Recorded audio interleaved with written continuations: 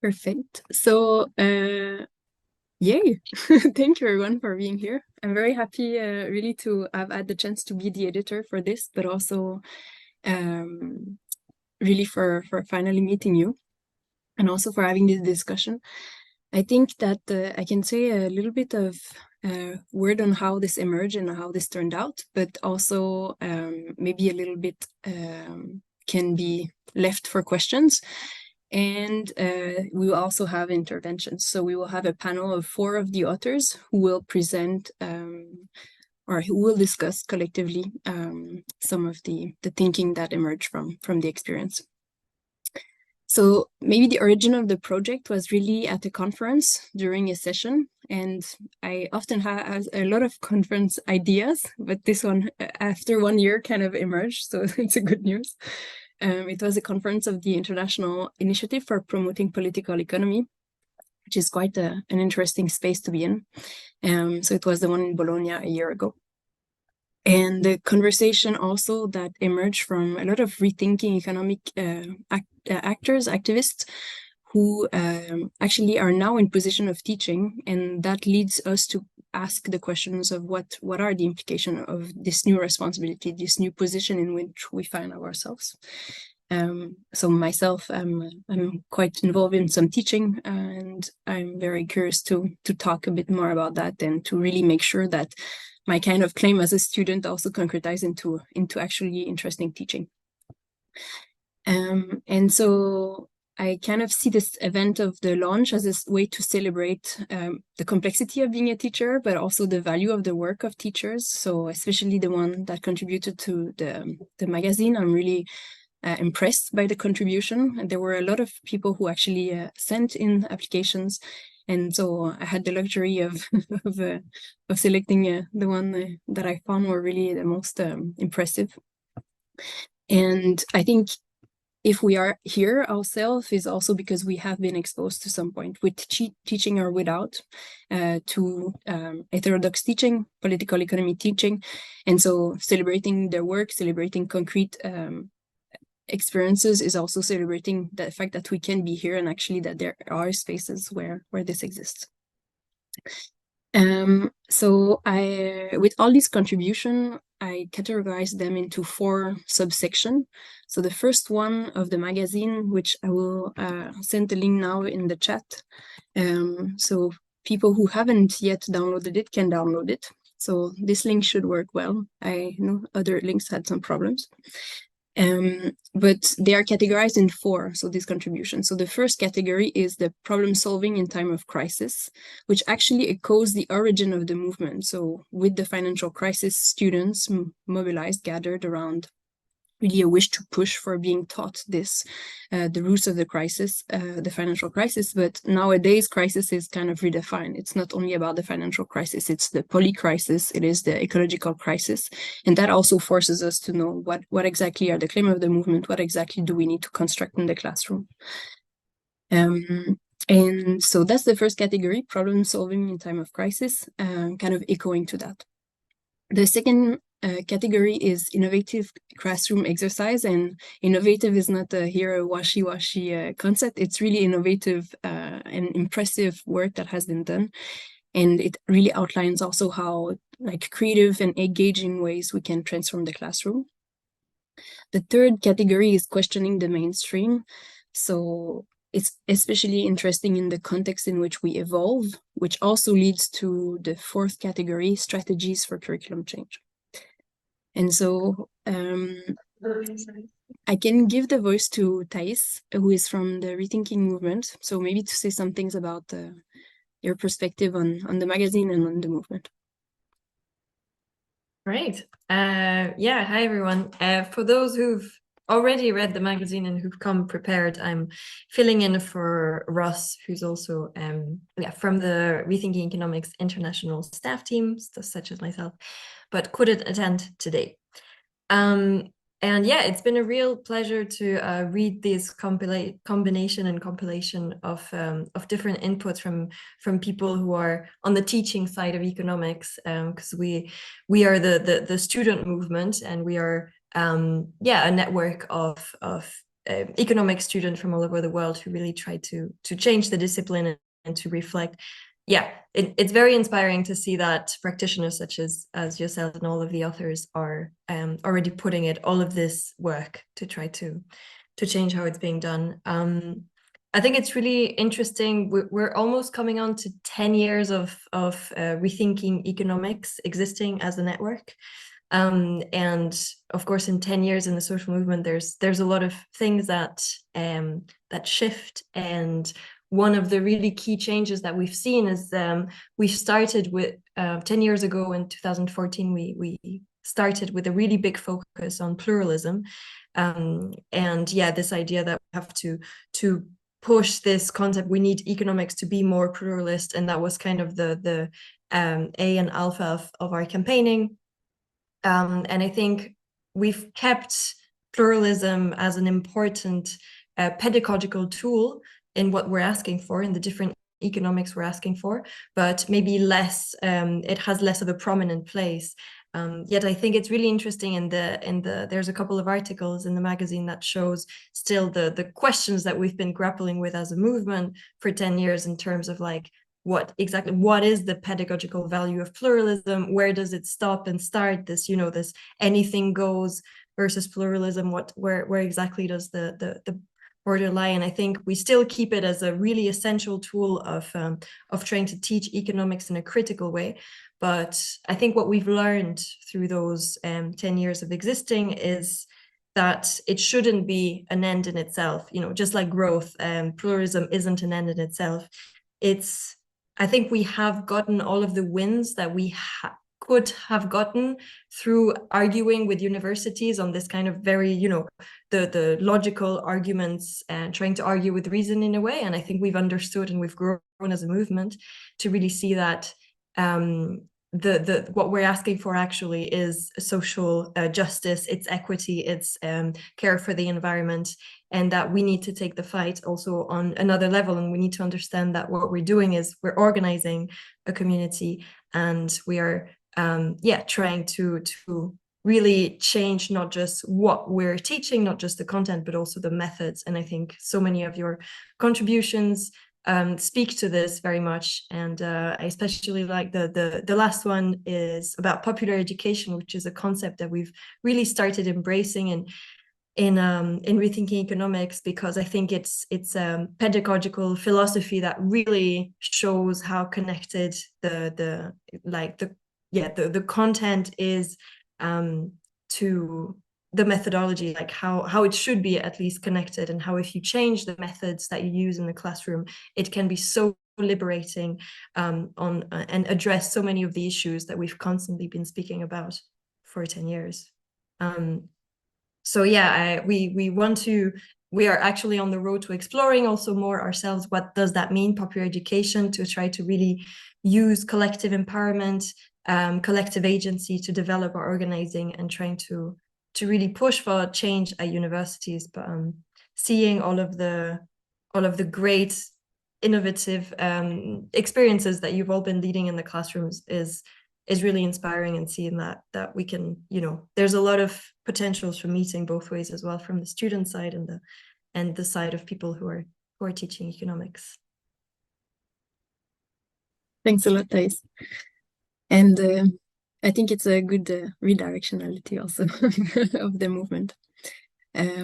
So for the next part, we'll go to a panel of authors, and there will be a couple of questions asked. And if you want to have a question, so you can write it in the chat and we can address it after.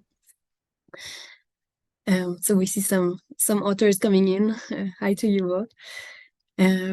So the first question, I will start by introducing the panel. So Jan Weber, Vindra Chopra, and we have Erik Kempt-Benedict and Vicky Zhang. So thank you all for being there. So all of the authors represent a different contribution, and they will be invited to talk in name of that contribution, but also in general term about their point of view on the different issues. So the first question I would start off with would be kind of just basically what brought you to contribute to the magazine, not whether or not I wrote the call in an interesting way, but more in terms of your personal journey. So toward teaching economics, and if you can comment on that. So I see this format as maybe being kind of naturally popping in. Already the unmuting sometimes is slow, so you can just unmute yourself and talk. Hopefully we don't talk on each other.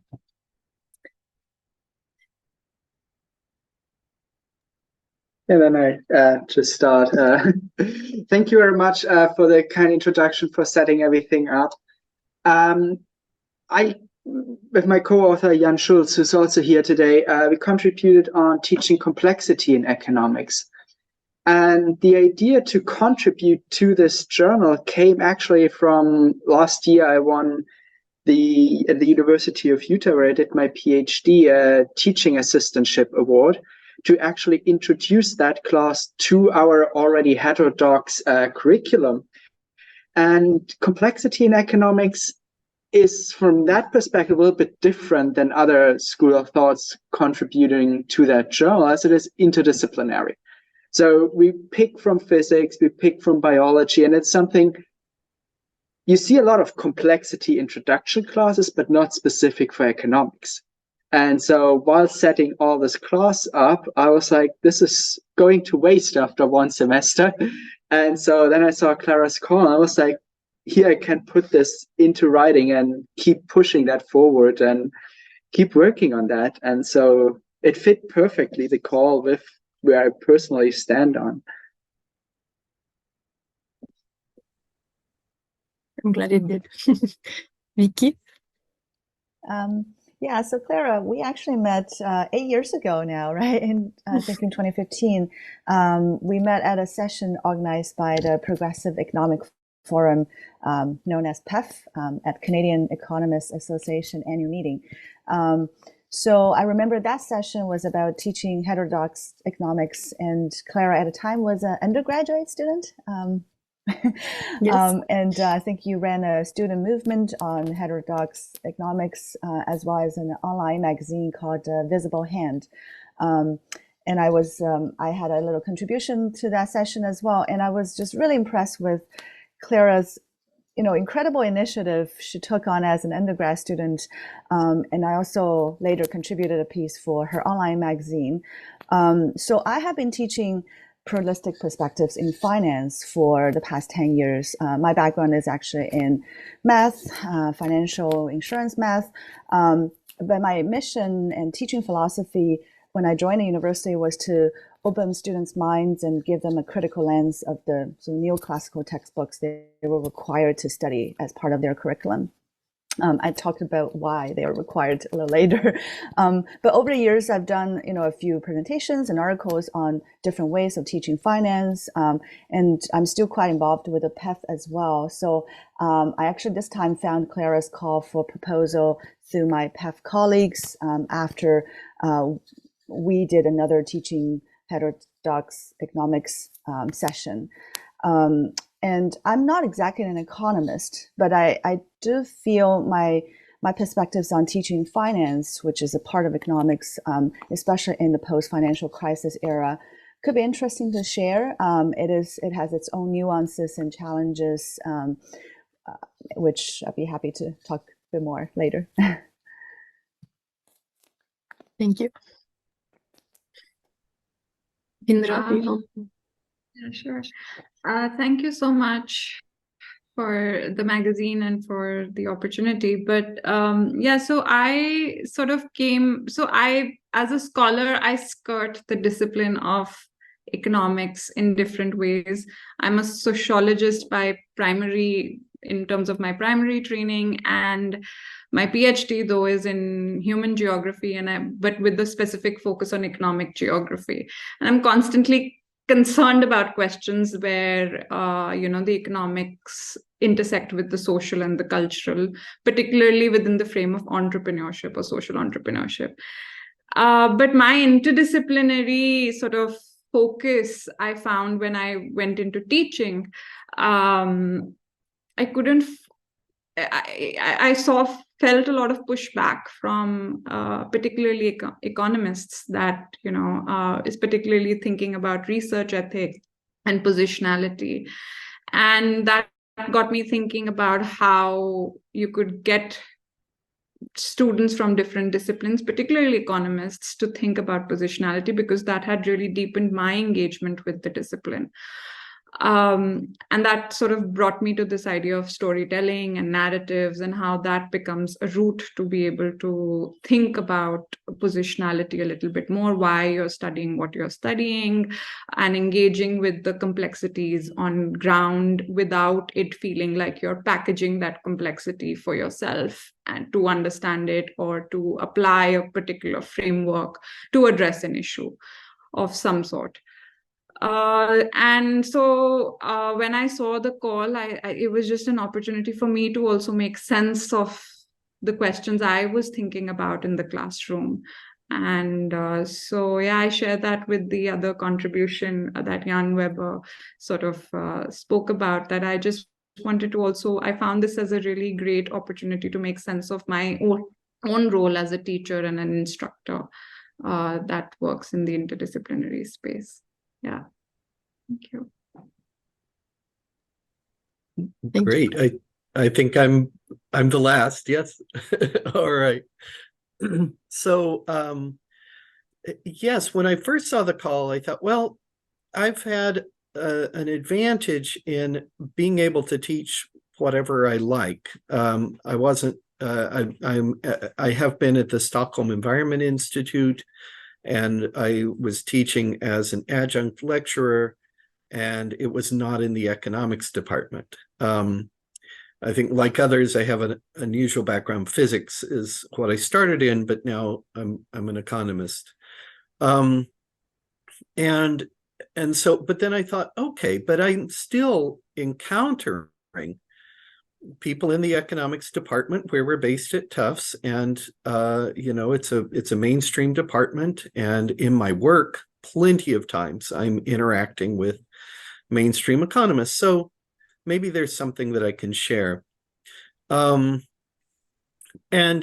I thought of it in terms of persuasion, persuading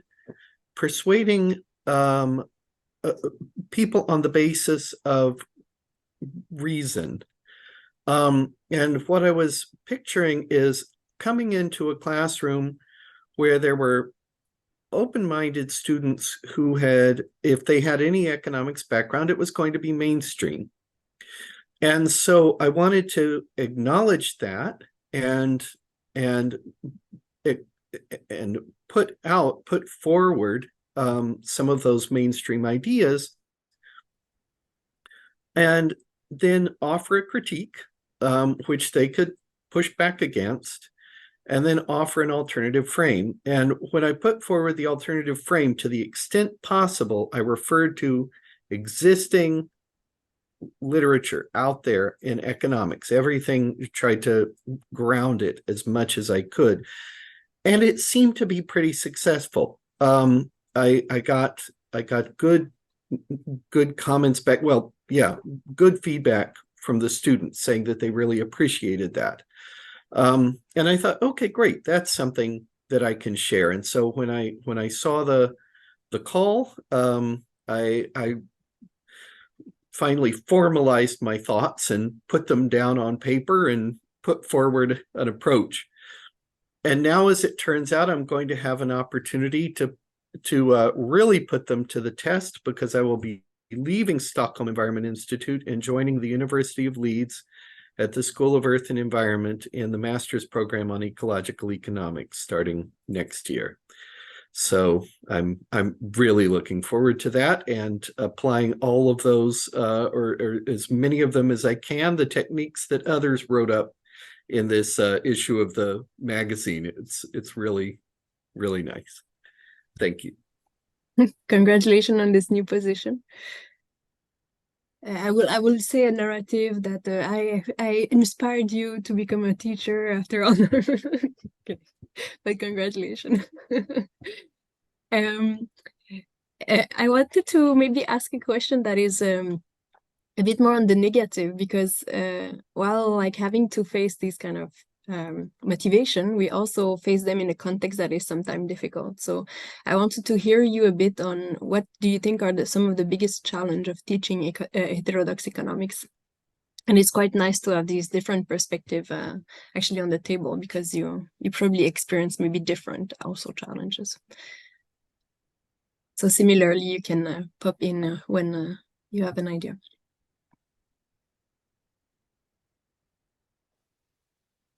Sure, I can get us started on that. So the biggest challenge for me is education capture by the financial industry and professional organizations. I think there's a lot of competition in the higher education market. So there's this strong incentive to turn academic teaching and learning into some sort of vocational training.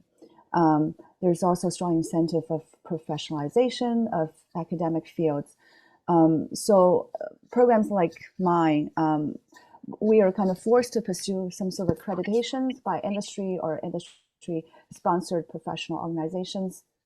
So as a result, academics and teachers' ability to independently set curricula and learning objectives sometimes are curtailed. So my program is in a constant struggle to balance the need for accreditation and academic freedom. And I think as a result as well, there is a lack of institutional and collegial support in the teaching of finance for perspectives other than neoclassical finance. So essentially, one on the ground anyways, one can feel sometimes quite lonely applying a critical lens to the neoclassical finance teaching. That's why I really truly appreciate the initiatives like Rethinking Economics and the initiatives Clara is leading, because it really helps us to have a sense of solidarity, even if it's not on the ground in our immediate institution, but sort of in a global community. I guess, yeah, I could share my experience as a practitioner, which is similarly feels somewhat lonely to what Vicky was saying. That I'm pretty much the only person doing heterodox modeling at SEI right now, and everybody's very supportive. Even my more neoclassically trained colleagues, everybody's very supportive. But there's no one to talk to. When I'm meeting with counterparts outside of work proper, sometimes it's a very just stressful situation where I'm being presented with neoclassical ideas, and I have to be, as kind of the baseline, and I have to, without explicitly criticizing, I just have to put forward why I'm doing what I'm doing, and just that need to constantly center myself. It's like, okay, now I have to think through what you're saying, understand how it does not match reality, come back and say, okay, here is where I see the reality lying, and therefore this is what I do. And it can be really exhausting when I get to sit down with collaborators who do similar kinds of work. Just the fast conversation, we're developing and all of that, and it's energizing, and that I can hope will change over time as voices, alternatives become more acceptable, but otherwise, I would say to others, to those in that situation of feeling a little lonely and stressed, you're not alone, and there's a community, and you can reach out and have some sparky conversations. Just find your people. Thanks. Yeah, absolutely. I would like to add to those two things pretty much. There is a community in heterodox economics. You just have to find it. Is something in teaching quite interesting.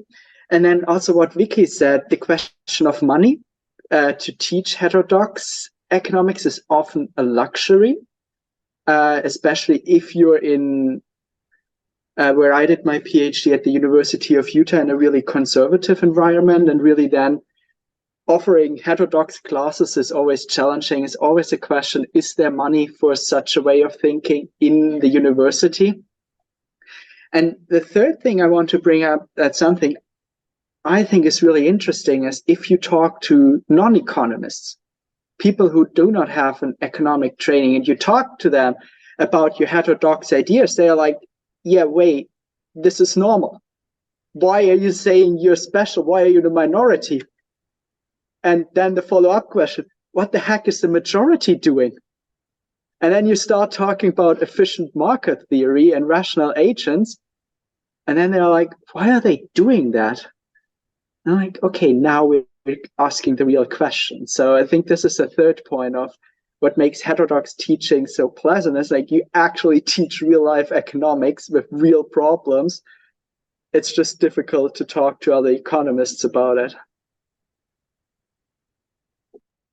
Yeah, I sort of concur with all the points that were raised, but I mean, one of the challenges that I face in teaching is that, one, of course, because I don't primarily lie within the field of economics. And so in an institute, you actually find it quite hard to cross-reference your course or cross-reference between what you're teaching and economics, because economics can be, like what was said before, so insulated, particularly mainstream economics. And the funny thing is they draw on terminology that seems kind of strange. So I hear economic intuition a lot in the class. I mean, with students that I meet who are economists or are training to be economists. And they don't seem to understand. I sort of touch upon this in the piece, is that they don't seem to understand what it entails to develop an economic intuition. Modeling doesn't necessarily make you help you develop an intuition unless you've engaged with the real world. So yeah, that's just my sort of point. Thank you. I like that I asked about the challenges, and all of you are also pointing to why it's important. So not being discouraged by the challenges, none of you. And that's quite clear also with you being able to answer to this call, because we also know that there is quite another large set of responsibility that are in our job. So that it goes from administrative to research oriented goals. Teaching is sometimes put at last, but if we think that it's important, as you demonstrate now, I think it can really change everything. Well, thank you so much for that energy as well. So I wanted to maybe go a bit more into depth of some of the pieces. And so alternatively, I will ask a question on each of the pieces that you've written. Maybe starting with Vicky. Like you said, we met in 2016. And at that point, I was a frustrated undergraduate student. So kind of admiring kind of your capacity to stand in position inside of a department, a finance department. So it was quite nice to see your name pop up as one of the contribution. And I would like maybe if you can tell us a little bit more about how you consider that tell us more about what you consider to be the consequences of teaching and reproducing mainstream assumptions and myth, if you want. Sure, yeah. Yeah, so in my contribution, I talked about sort of the pedagogical consequences of perpetuating certain kinds of financial myths, such as efficiency of markets, this notion that if we just double down on math modeling and computational power, it can get us out of the next financial crisis. I think these lessons are very hard learned in real world, as Jean was talking about, I used to work as a private sector, mathematician and statistician, and we saw how math models often fail some entities in a fairly tremendous way and cause, millions of dollars of loss, cause a lot of policyholders to lose their policies and potentially their properties.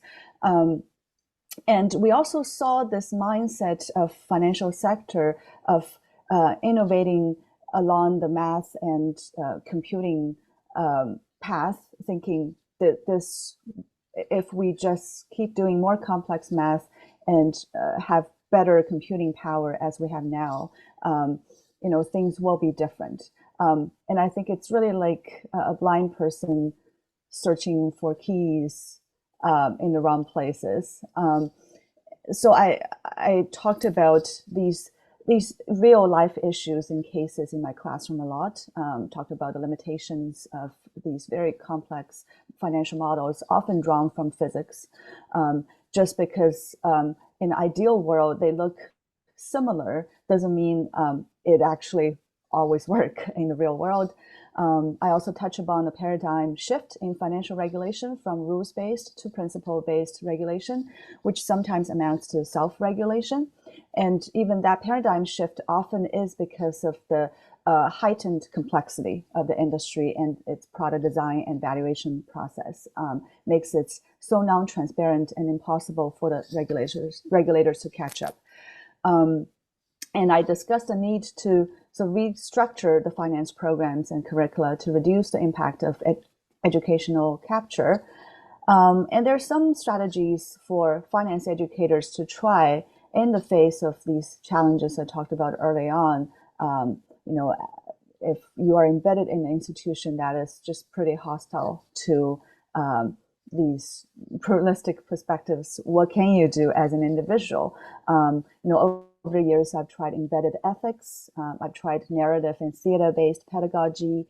I've also been collaborating with teachers and scholars from outside finance, especially philosophy, to bring a different kind of lens and framework to these fairness questions in finance and economics. I think there are some ground level strategies you could use even when you're lonely in these institutions. Thank you. We will talk about strategies also after the specific paper, so looking forward to continuing on that. So I will direct my question now to Erik. So working at the Stockholm Environmental Institute, soon in Leeds. So you come with the practitioner side, which brings something that I think students appreciate often more than academics to a certain extent, that is emotions and motivations that are behind economic assessments and like evaluations. And I was curious to know if you can say something about why the teaching must go beyond logos or reason, and why it needs to engage in ethos and pathos. Oh, thank you. Yes, and that's in my piece, I framed it using some classical logic concepts. And logos, yes, that's reason. You can go and put down the structures and the equations and so on. But according to the classical rhetorical tradition, that's not enough to convince people, because it's ultimately, as Vicky was indicating, self-referential after a while, and you've got to you have to touch on experience, and that's where a principled appeal to pathos and ethos. So ethos is kind of the question: by what right do you have what's the ground for you, the speaker, to have a right to say what you're saying? Why should I listen to you? And pathos is an appeal to emotion in order to ground the experience. So I find this extremely important because for pathos, you can't, I mean, evaluating a model in terms of itself, I mean, fine, you got the math right. So what? If it doesn't touch on reality and isn't relevant to a real question, it becomes dry and disappointing, or should. And then I think for heterodox, for teachers of heterodox economics, the ethos question is one of the biggest ones. By what right do you have to tell me this? And part of that's just the normal, well, I have a degree, I've been trained, I've been published, and so on and so forth. But then you have the extra layer of, why aren't you teaching me the mainstream economics? Why are you pushing in a different direction? And for that, what I found is you have to have mastery of both. You have to have mastery of both the mainstream and your own material, which is, again, exhausting. But that helps, because then you can respond when someone brings up a question. You can say, okay, I hear you, and I understand, and then this is why I'm saying what I'm saying, and convey that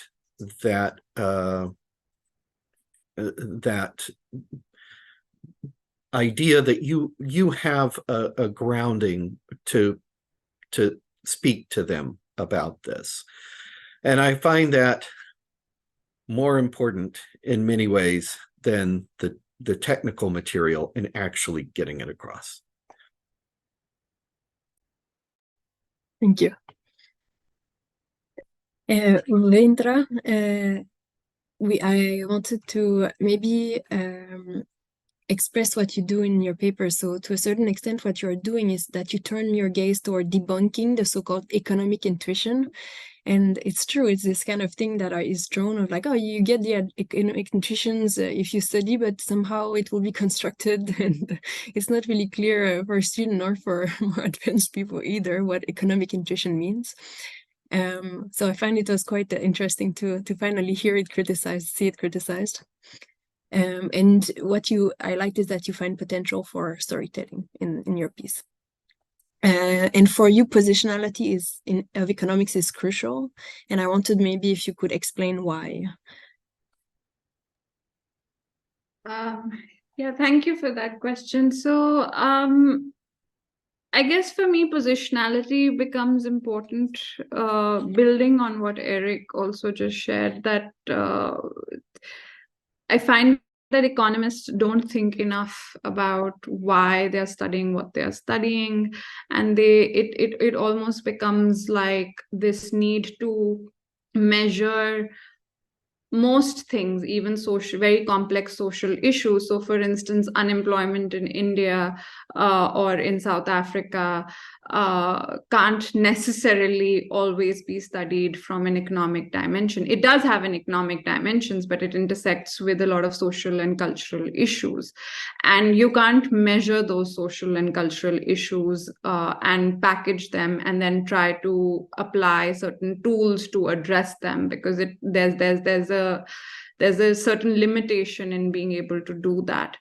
But it also, in doing that, you assume a certain power as the economist who can solve this issue. There's this sort of, for lack of a better word, God complex, in that sense, that they can address this issue in really phenomenal ways, and I think I was very troubled by that issue in my work, and so that's why I thought that this idea of positionality is very important to be unpacked, particularly for an economist, that who are you in terms of trying to address this issue.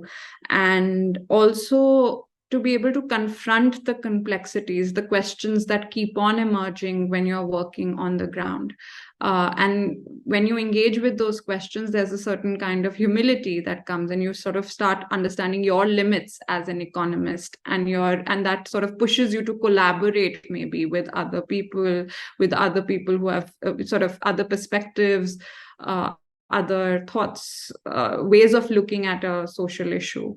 And so that I think for me, that's why unpacking positionality and finding routes to engage with positionality in a way that sort of that doesn't impose it on them, that okay, you should think about positionality, but how do you see this function in the way you even approach your work, or even in the academic space? That became an important question. Yeah. Absolutely. Thank you. So last and not least would be the piece by Jan and Jan, which is not only comparing two of the same class being taught, but written by the same first name. What I think was quite interesting is that actually it's quite different because the contexts are so different. So the context of teaching this complexity introduction to complexity economics course was actually couldn't be the same. And I was curious to know maybe how these contexts shape the teaching and what we can learn from that, from your experience. Yeah, it's definitely something different in teaching. I also taught a lot of traditional heterodox classes over the last years, but I would like to build my answer a little bit broader on especially what Eric and Rinda said, where Eric was like, there's an orthodox training necessary to understand heterodox, to push heterodox agenda, because we're in this constant struggle. And if you talk about an interdisciplinary field like complexity science, where there is a lot of math, there is, Eric, you said you have a physics background, so you probably know my models better than I do myself, because it's the math background there where I'm benefiting from having an orthodox background, and pushing that is really important in this interdisciplinary thing, to be able to adapt to those formalized assumptions. And then this is exactly the other point that Rinda brought up with, we have to think about what we study in economics, and I want to go a step further on how we study it. It's not always a DSGE Hank model, the best solution to the problem. It's not always a regression that is the best approach. So we have to broaden our methods. And I've been in discussions of like, oh no, not adding another method to economics. Why do you invent something new? And I'm like, no, we just take what is out there in other fields, which study systems that are developing, which are in constant flux.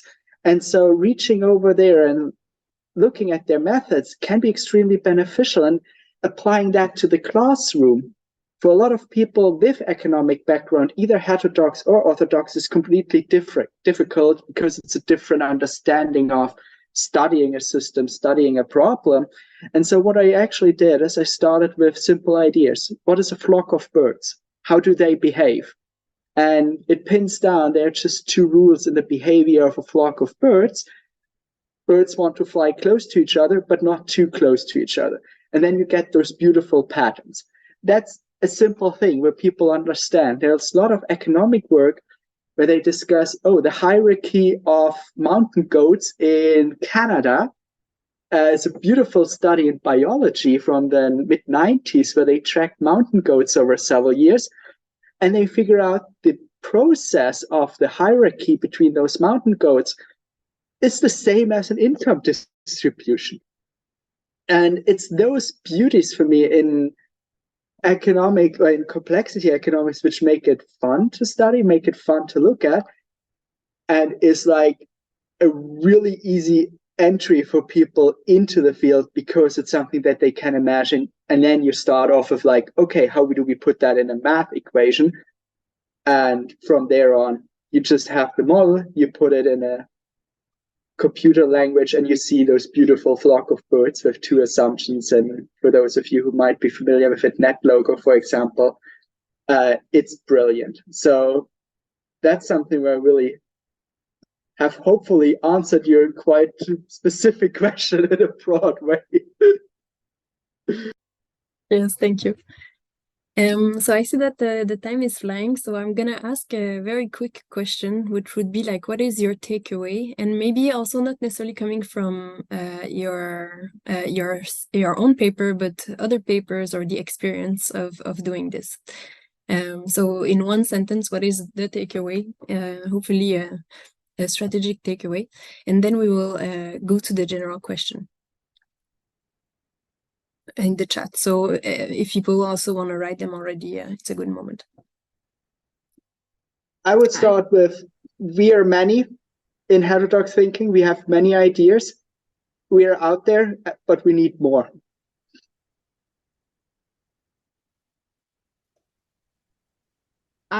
So for me, one of the takeaways, especially in reading the pieces, was the interconnections between them, which I can see even just in this panel discussion as well. So broadly, of course, the questions remain very relevant, but the specificities and how those interact with each other.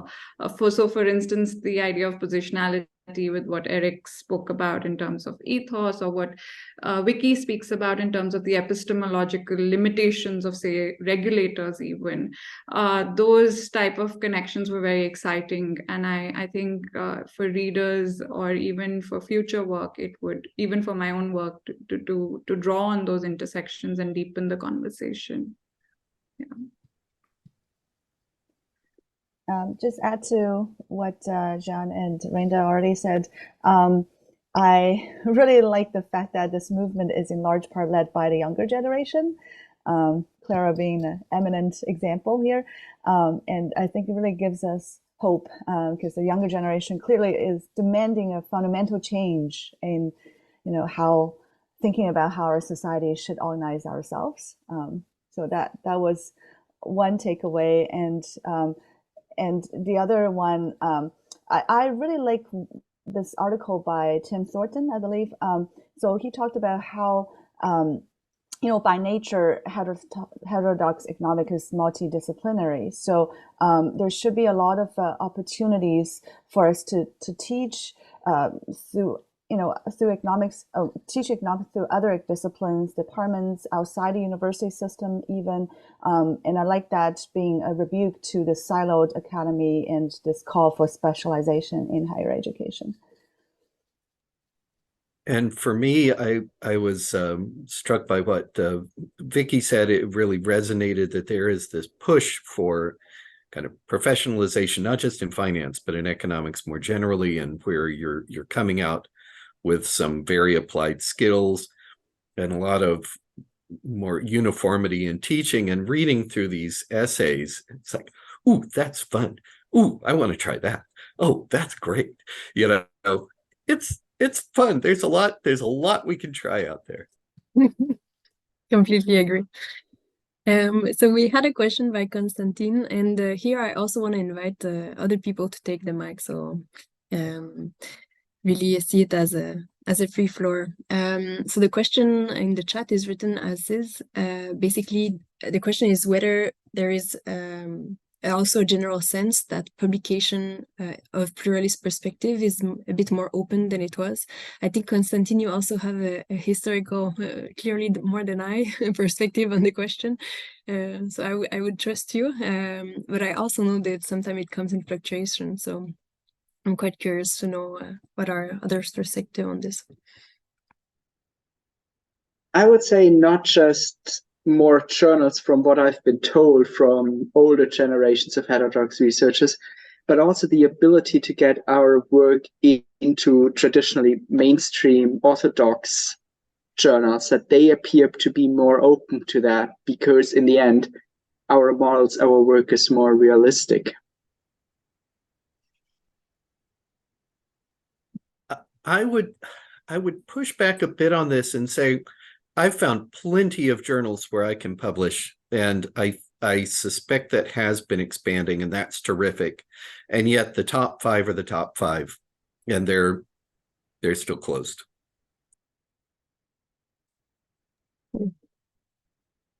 I mean, I think there is still quite a bit of a pushback, but I mean, one of the recent pieces I wrote got published in Economic Geography, and I didn't sort of expect that at all.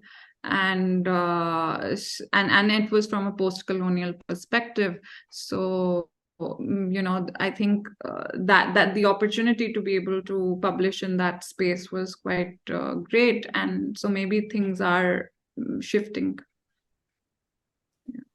I was just going to add that, it's one thing to have more scholars from other fields contributing to these pluralistic perspective, but it's another to translate that scholarly work to the classroom. And I find, at least in more traditional institutions, at least at the undergrad level, students are still very much required to deeply root themselves in orthodox finance or economics first. And even the textbooks will pay some lip service to the new research. But that's just almost always on a side note. You're still supposed to teach this. So that I find ironic, because clearly the scholarly work has moved on, but not translated into our classrooms. Yeah, I agree with you, Vicky. And maybe I would add also something here is that depending on the way work is being graded and the control of the professors on the final exam, that sometimes also constrains. If there is a standardized exam, then it implies that actually the content may change as much as they want. The grade of the student to a standardized exam matters more, which limits the teaching. We have 2 questions in the chat, and I will ask both of them, so you can pick. So the first one is about Austrian economics, and it's a question of whether or not it can be considered as a heterodoxy in a communist society, and where academic orthodoxy is in Marxian economics. And the other question is giving advice to students interested in pursuing academic careers with an heterodox hat, especially in terms of well-being and mental health. So you can decide maybe to answer. There is about 5 minutes left. So hopefully we can go through these questions. Can I quickly try? I'm going to quickly try both. So the first one is, yeah, what I would like to see is to avoid the orthodoxy, heterodoxy, but historically in economics, there's been an orthodoxy, heterodoxy. If you read the history of the Mont Pelerin Society, you can say that they were a tiny group really on the ropes, and felt very much pushback. So yeah, I'd say yes. For Thais, I would say find a heterodox department that does not condemn you to not having a job. I was at a meeting just last week where there was one of the people from the President's Council of Economic Advisors was a graduate from the New School. You can do it. Okay.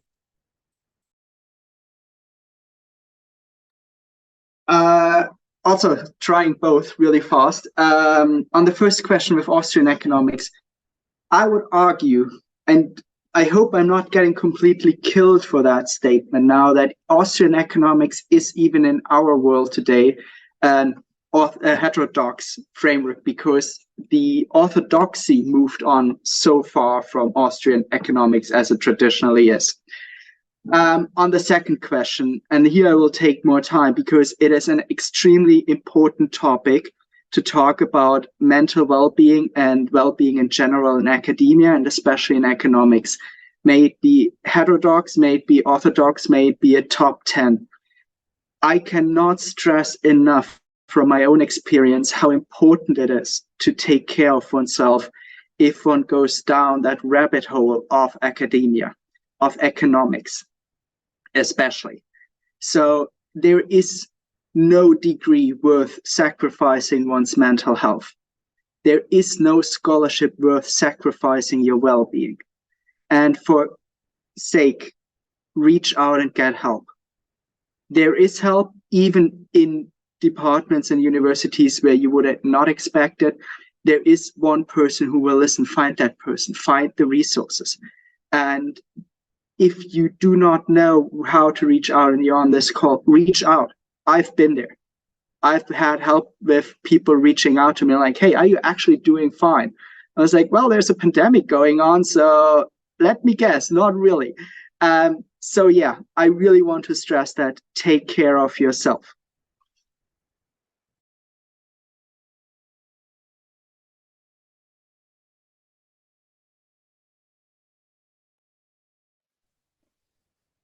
Yeah, in the interest of time, I think Jen said it all. I agree. I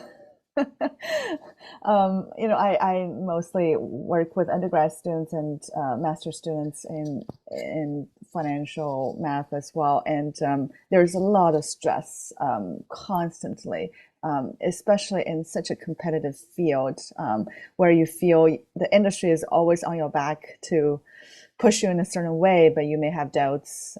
You may have your own critical thinking. It is a very hard place to be.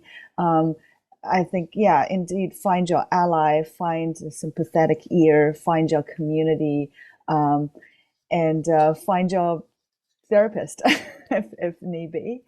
Yeah, definitely take good care of yourself. That's also my message. I've been there too.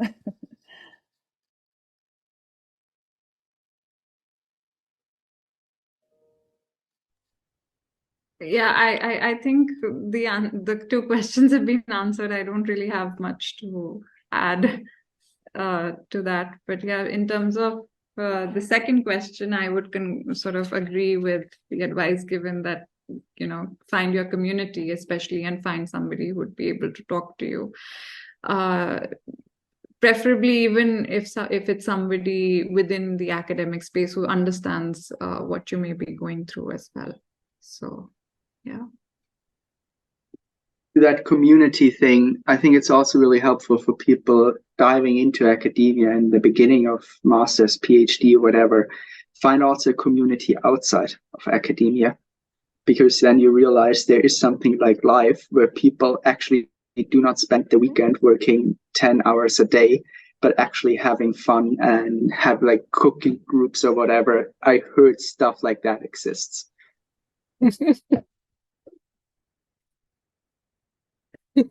I think it's a very strategic way to end the call, actually. Go do cooking course.